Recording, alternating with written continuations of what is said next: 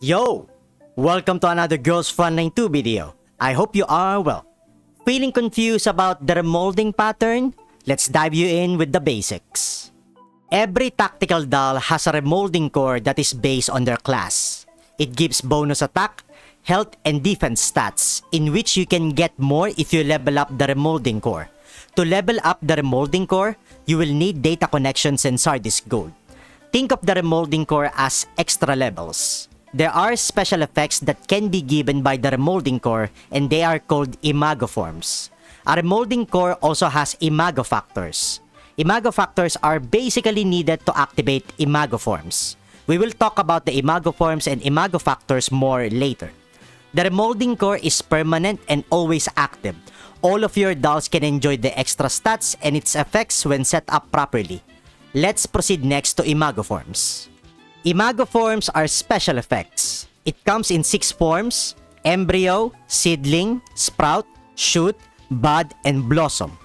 All of the tactical dolls have the same Imagoforms, but the effects can be different from one another. So do not be surprised if the embryo Imagoform of Mosin is different compared to Macchiatos, for example. At first, only the embryo Imagoform is allowed to be used. You need to level up the remolding core to 10, 20, 30, 45, and 60 to open and use the other Imagoforms. Aside from leveling up the remolding core, you also need Imago Factors to activate the Imagoforms. Now, what is Imago Factors, you ask? Imago Factors are like class skill points. You can accumulate them by equipping growth data. I will get to those later. Imago Factors come in 4 classes. Those are the same doll classes we also have in the game: Bulwark, Vanguard, Support, and Sentinel. Every Imagoform has a specific amount of Imago Factors needed to be activated. Take the embryo Imagoform of Mosin, for example. You need 2 Vanguard and 5 Sentinel Imago Factors. Once you have the right amount of Imago Factors, the Imagoform will be activated and Mosin is now able to use the effect of the embryo Imagoform, which increases her support attacks damage by 5%. You can confirm the activation of the embryo Imagoform by going into battle, even just on the deployment phase by selecting on Mosin. Click on her remolding core icon and you should see the embryo Imagoform in the status window. Now, how do we accumulate Imago Factors?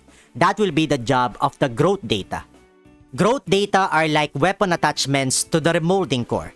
There are also 4 classes of the growth data: Bulwark, Vanguard, Support, and Sentinel. Every remolding core has different growth data slots. Take Papasha's remolding core, for example. She can equip 3 Sentinel, 2 Vanguard, and 1 Bulwark growth data. She is not allowed to equip a support growth data. You get the idea for the other dolls too. A growth data has Imago Factors and specialized traits. Think of the specialized traits as bonus effects. They are always active and let's leave them be for now. Every growth data has a different amount of Imago Factors. Take my sneak attack Flame Flower beta.